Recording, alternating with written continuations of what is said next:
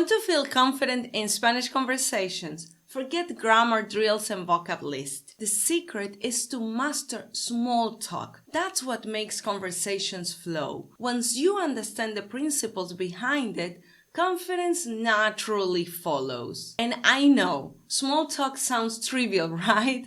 But it's actually what fluent speakers do without even thinking. It's the skill that will keep your conversations alive, not perfect grammar. Small talk in Spanish doesn't have to feel awkward or random. In fact, most likely you're doing it in your first language without knowing. In today's video, I'll walk you through the 2 key aspects you need to master to feel confident in these short conversations, plus the exact tips I use with my students to make small talk flow naturally. We'll go step by step from understanding what small talk is really made of to seeing where and how to jump in naturally. So by the end, you'll actually know how to practice it in real life. And here's the good news. You don't need to memorize 100 of phrases to get better at it. You just need to focus on a few key elements that make every small talk work. Small talk is the bridge between you and the other person, and your first goal is simple.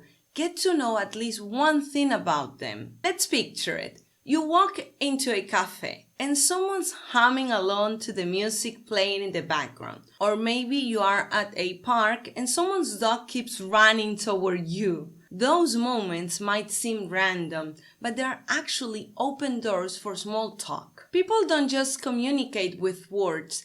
They speak through body language, small actions, even their environment. That means the clues you need are usually right there if you pay attention. So notice the sun, the dog, the book they're holding, or the t-shirt from a concert. Each of these little details is an invitation, a chance to ask a question like ¿Cómo? ¿Por qué? Or ¿Cuál es tu opinión? If you can do just this, notice and ask, you already sound more fluent than most learners. Those small insights are what open the door to the next stage of a real, natural small talk interaction. Picture this. You notice someone's dog in the park and ask a quick question. They smile, you both laugh, and suddenly it's your turn to say something back. You don't want to sound like a stalker, right? So you also need to share a bit about yourself. That's what keeps the conversation balanced and the other person something to react to.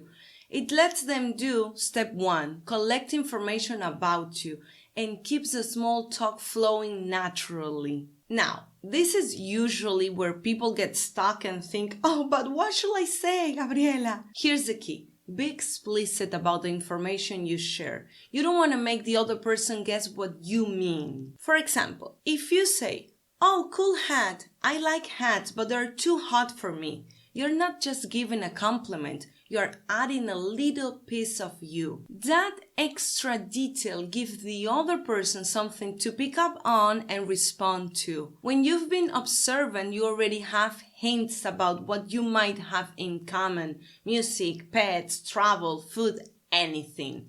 So use those clues. But hey, don't just stick to the literal words being exchanged. Read between the lines and share something that connects to what's already in the air. That's what makes small talk feel natural, not forced. Tip number 1. Reading aloud. Getting used to your own Spanish voice is essential, but it's not just about confidence. When you read aloud, you're also training your pronunciation and intonation. 2 skills that make a huge difference in how natural and clear you sound. Think of it like warming up before a workout. Your mouth, ears, and brain are the muscles. You are preparing them for real conversation. I used to do this every day when I was learning English. My favorite way is using dialogue scripts, because interactions let you bring the language to life. You can act it out, play with emotion, rhythm, and personality. It's very simple, It's fun and a way to start sounding more natural in Spanish. I will leave you a ChatGPT prompt in the description to make scripts according to your level. Tip number 2. Script your life.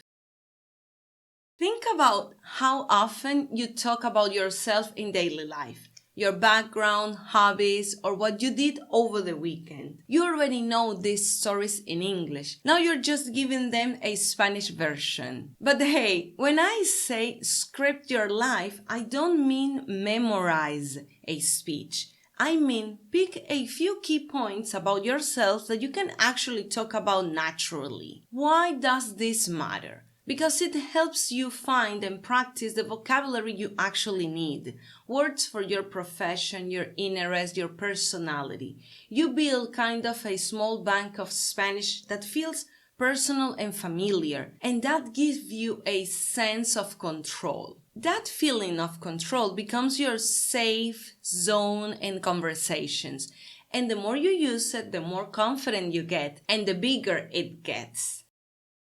Where to practice small talks. Let's bring this to real life. Picture the next time you walk into your local shop. That's one of the easiest and most accessible spots to start small talk. But hey, remember, read the room. Don't blame yourself if your Spanish doesn't take off right away. If you try and the other person switches to English, think about the context. Maybe the shop is crowded or they're in a rush. Sometimes people just need to prioritize their time. The good news, once you open that door, the next time you go in, they'll likely recognize you and start the small talk themselves. So, what can you ask here? Keep it simple. Ask for advice, products, recipes, combinations of items, or even what they would do if they were in your place. Church is another great place. The Hispanic community is growing every day in the US, and what I love about this environment is that you already have something in common. It's a family space, so use it. Ask about their family, where they're from, or how long they've been in the US. Restaurants, maybe skip it. I know it sounds weird, but waiters are at their workplace and usually in a rush. Even if they know Spanish, they'll probably switch to English just to move faster. You can try, but if it doesn't work, now you know why. So whether it's in a shop, church, or any place where people connect, the point is simple. Notice, share, and repeat. That's how small talk turns into real confidence in Spanish. Alright, this is the end. Thank you for watching, and don't forget to share, spread the voice, give me thumbs up, and all the cool things that you know about YouTube. Ciao, ciao!